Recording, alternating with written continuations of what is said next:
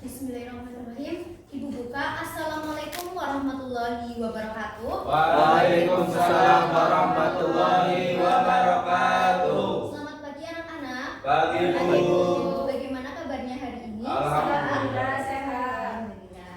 Baik. Sebelum pembelajaran dimulai, barangkali di kolong meja kalian masih terdapat sampah, bisa dibersihkan terlebih dahulu.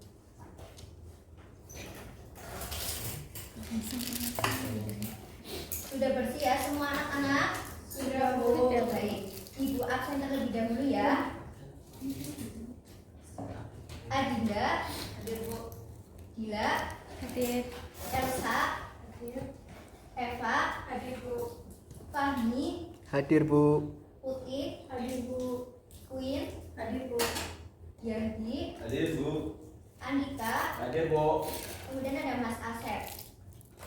Hadir apa tidak? Waalaikumsalam, Bu. Jadi semuanya hadir ya hari ini. Hadir, Bu. Baik. Sebelum pembelajaran dimulai, silahkan ketua kelasnya Mbak Eva pimpin doa terlebih dahulu. Duduk siap, berdoa dimulai. Berdoa selesai. Baik. Sebelum pembelajaran dimulai, silakan siapkan terlebih dahulu alat tulisnya dan simpan barang-barang yang tidak digunakan. Simpan juga HP-nya di tas ya anak-anak. Baik, Oke. Bu. Sudah siap ya semua? Sudah, Bu. Kalian sudah siap mengikuti pembelajaran hari ini? Sudah, Bu. Baik. Jadi sebelum pembelajaran hari ini Ibu akan memberikan motivasi kepada kalian dari Mario Teguh. Mario Teguh pernah berkata, orang-orang yang berhenti belajar akan menjadi pemilik masa lalu, sedangkan orang-orang yang masih belajar akan menjadi pemilik masa depan. Nah, sekarang Ibu mau tanya nih sama kalian, kalian pengen menjadi pemilik masa lalu atau pemilik masa depan? Masa depan, Bu. Baik. Jika kalian pengen menjadi pemilik masa depan, maka kalian harus belajar dengan sungguh-sungguh. Baik. Pada pertemuan kemarin kita telah membahas mengenai teks prosedur dan hari ini kita akan belajar mengenai teks laporan hasil observasi. Nah, Ibu mau tanya nih sama kalian, sebelumnya kalian di sini sudah pernah melakukan observasi atau belum ya? Sudah, Ibu. Sudah, Bu. Sudah. Contohnya apa Mbak? Saya mau observasi banjir, Bu. Oke, jadi teman-teman di sini sudah pernah melakukan observasi ya?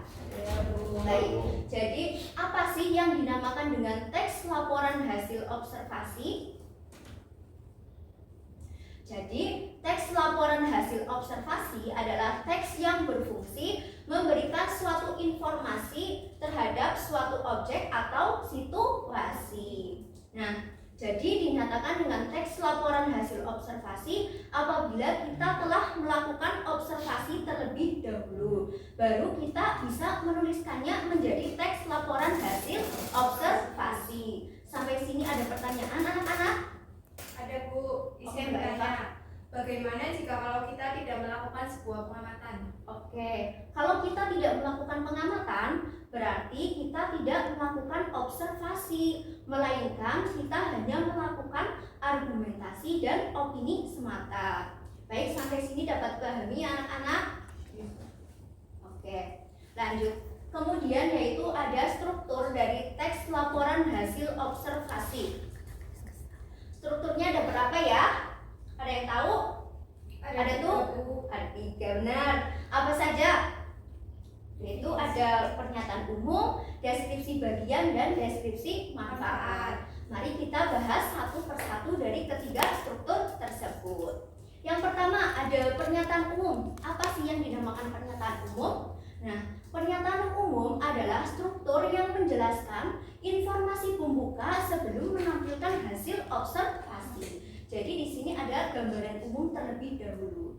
Kemudian ada deskripsi bagian. Apa itu deskripsi bagian? Nah, deskripsi bagian adalah struktur yang menjelaskan yang akan dilaporkan mengenai sesuatu yang telah diamati. Dan yang terakhir yaitu ada deskripsi manfaat. Apa itu deskripsi manfaat? Yaitu objek yang telah diamati. Nah, kemudian yaitu ada ciri kebahasaan dari teks laporan hasil observasi. Apa saja sih cirinya? Yaitu yang pertama ada memiliki frasa verba dan nomina. Kemudian yang kedua ada afiksasi. Yang ketiga ada kalimat deskripsi dan kalimat definisi. Dan yang terakhir yaitu ada kalimat simpleks dan kalimat kompleks. Dapat dipahami anak-anak? Oke. Selanjutnya, di sini Ibu ada sebuah teks laporan hasil observasi mengenai tumbuhan lidah buaya. Kita akan mengamati bersama-sama ya, yang kemudian kita akan mencari pernyataan umum, deskripsi bagian, dan deskripsi manfaat. Nah, kita akan simak secara bersama-sama pada teks laporan hasil observasi tersebut. Nah, pada kalimat pertama di sini terdapat kalimat lidah buaya sering dijadikan tanaman hias dan banyak tumbuh di daerah tropis dengan tanah yang gembur. Tanaman ini juga digunakan sebagai bahan baku dalam industri obat dan kosmetik. Ini dinamakan struktur apa ya anak-anak? Ada yang tahu? Ya silakan Mbak Queen, apa? Pernyataan umum. Ya kenapa Mbak? Karena tulisan yang tadi itu memuat struktur yang menjelaskan informasi pembuka sebelum menampilkan hasil observasi. Oke, pintar.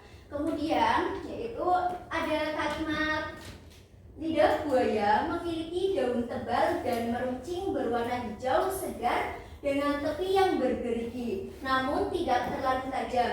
Di dalam daunnya terdapat cairan gel bening yang sering dimanfaatkan untuk berbagai keperluan. Daun lidah buaya bisa lebar antara 2 sampai 6 cm dengan tinggi tanaman bervariasi tergantung jenisnya mencapai 20 sampai 36 cm. Akar lidah buaya termasuk akar serabut. Ini dinamakan dengan struktur apa ya? Ada yang tahu? Oke, silakan Mbak Elsa, apa? Deskripsi bagian. Ya, kenapa Mbak? Karena struktur tersebut menjelaskan yang akan dilaporkan mengenai lidah buaya. Oke, pintar. Kasih tepuk tangan dong. Selanjutnya yaitu ada kalimat lidah buaya memiliki beragam manfaat untuk kesehatan dan kecantikan. Gel dalam daunnya membantu menyembuhkan luka bakar ringan karena efek mendinginkannya. Gel lidah buaya juga berguna untuk mengatasi mata panda atau bengkak dengan membuat kulit tenang dan meningkatkan aliran darah. Ini dinamakan dengan struktur apa ya? Ada yang tahu anak-anak? Deskripsi manfaat, Bu. Ya, kenapa Mbak? Karena berisi mengenai manfaat pada suatu objek yang telah diamati. Oke, pintar. Kasih tepuk tangan dong, Bu. Selanjutnya, di sini Ibu akan membentuk kalian menjadi 3 kelompok, yaitu ada Mbak Adinda, Dila, Elsa, sama Mbak Eva. Kemudian kelompok kedua ada Mas Fahmi, Mbak Putih, sama Mbak Queen. Dan kelompok ketiga yaitu ada Mas Andika dan Mas Asep. Nah, di sini Ibu sudah mempersiapkan sebuah media pembelajaran berupa kotak observasi. Kalian bersama kelompok kalian diminta untuk mengamati gambar yang berada di media pembelajaran berupa kotak observasi. Kalian bebas untuk memilih gambarnya, yang kemudian dari hasil pengamatan bersama kelompok, kalian tuliskan dan menyebutkan struktur yang ada pada objek yang telah diamati. Oke, silakan bisa bergabung dengan kelompoknya dan bisa mengamati akan memilih gambar apa yang berada di kotak observasi.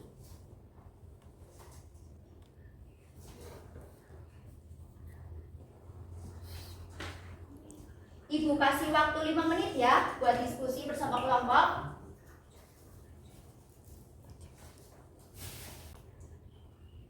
Baik, apakah sudah selesai untuk diskusinya anak-anak? Sudah? Oke, silakan perwakilan kelompok saja Yaitu kelompok 1 ada Mbak Eva, bisa maju untuk perwakilannya. Mohon maaf Mbak Dila, boleh maju untuk melaporkan hasil observasi mengenai kotak observasi bersama kelompok.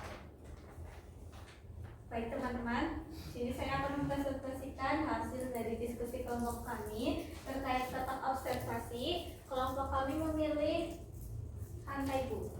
Santai. Ya. Oke, silakan Mbak jelaskan laporannya. Teks laporan hasil observasi tentang pantai. Yang pertama, ada pernyataan umum. Pantai adalah batas antara daratan dengan laut. Batas ini merupakan zona laut sampai dengan kedalaman 200 meter. Jadi, sifat-sifat pantai sama dengan daratan. Menurut bentuknya, ada 4 macam pantai. Yang pertama, ada pantai landai, kemudian ada pantai curam, kemudian ada pantai bertebing, dan pantai karang. Selanjutnya ada deskripsi bagian. Pantai landai memiliki ciri pantai yang permukaannya relatif datar, termasuk pantai jenis ini adalah pantai mangrove, pantai putih pasir, dan pantai delta. Selanjutnya untuk deskripsi manfaat, pantai merupakan tempat wisata yang populer dan pantas untuk dinikmati secara bersama keluarga. Pantai juga memiliki ekosistem pantai yang terdapat komponen biotik dan komponen abiotik. Komponen biotik ini meliputi tumbuhan dan hewan yang hidup di daerah pantai. Sementara komponen abiotik ini terdiri dari gelombang, arus, pasir, dan juga batuan dan lain sebagainya. Terima kasih. Bisa duduk kembali Mbak Dila. Baik, Bu. Oke, selanjutnya yaitu ada kelompok 2. Siapa yang akan maju? Bu. Oke, silakan Mas.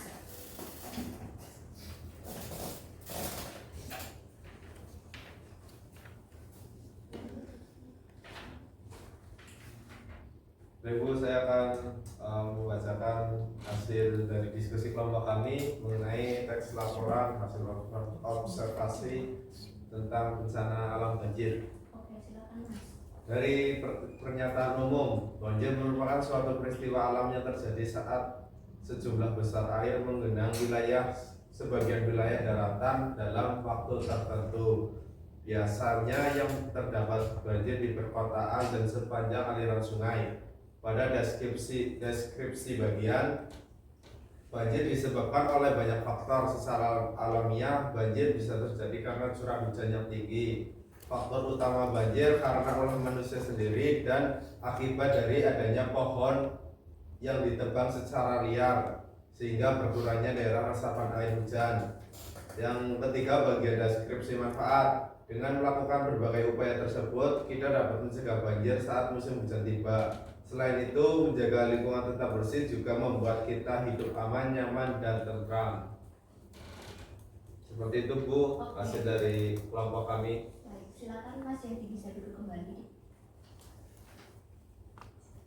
Baik, kemudian ada kelompok 3. Siapa yang perwakilan yang akan menjelaskan mengenai laporannya? Ada Bu. Tidak ada. Ya. Tadi sudah Ibu itu loh bagi kelompoknya. Ayo, kelompok 3 maju. Kalau nggak maju nanti nggak dapat nilai loh. Ya Bu, bentar Bu, ini kelompoknya lemot semuanya Bu. Diskusi dulu Mas. Ayo Mas, silakan.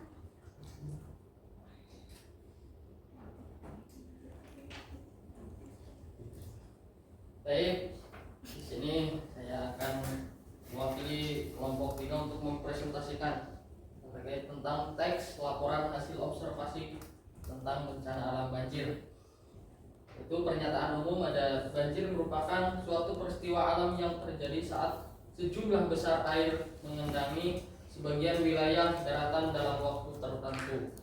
Biasanya tempat yang terkena banjir adalah daerah perkotaan yang pemukiman padat di sepanjang aliran sungai.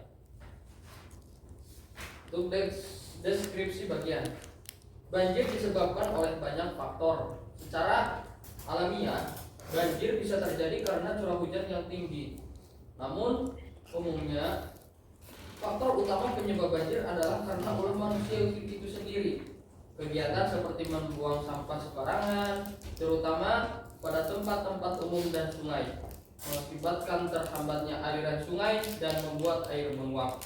Selain itu, menebang pohon secara liar juga menyebabkan berkurangnya daerah resapan air hujan. Banjir menimbulkan dampak yang sangat merugikan dari segi ekonomi, kesehatan hingga korban jiwa. Contohnya, perumahan warga yang rusak, lingkungan menjadi tidak sehat, sulit mendapatkan air bersih, dan timbulnya berbagai penyakit seperti diare, gatal-gatal, difteri, dan penyakit kulit lainnya. Terima kasih. Oke, silakan bisa duduk kembali. Baik, Mas Asep. baik, terima kasih Bu. Ya, untuk semua kelompok sudah maju ya anak-anak. Oke, terima kasih atas partisipasi kalian dalam mengikuti pembelajaran pada pagi hari ini. Ibu rasa kalian sudah cukup memahami mengenai teks laporan hasil observasi. Baik, dari tadi yang sudah Ibu jelaskan mengenai teks laporan hasil observasi, apakah ada pertanyaan? Tidak ada, Bu. Baik, jika tidak ada, Ibu cukupkan pembelajaran pada pagi hari ini. Silakan kedua kelasnya dipimpin doa untuk mengakhiri pembelajaran, Mbak Eva. Baik. Duduk siap, mari dimulai. Doa selesai. Semoga ilmu yang kita dapatkan pada pagi hari ini dapat bermanfaat. Tetap semangat belajar dan semoga sehat selalu. Kurang lebihnya mohon maaf. Wassalamualaikum warahmatullahi wabarakatuh. Waalaikumsalam.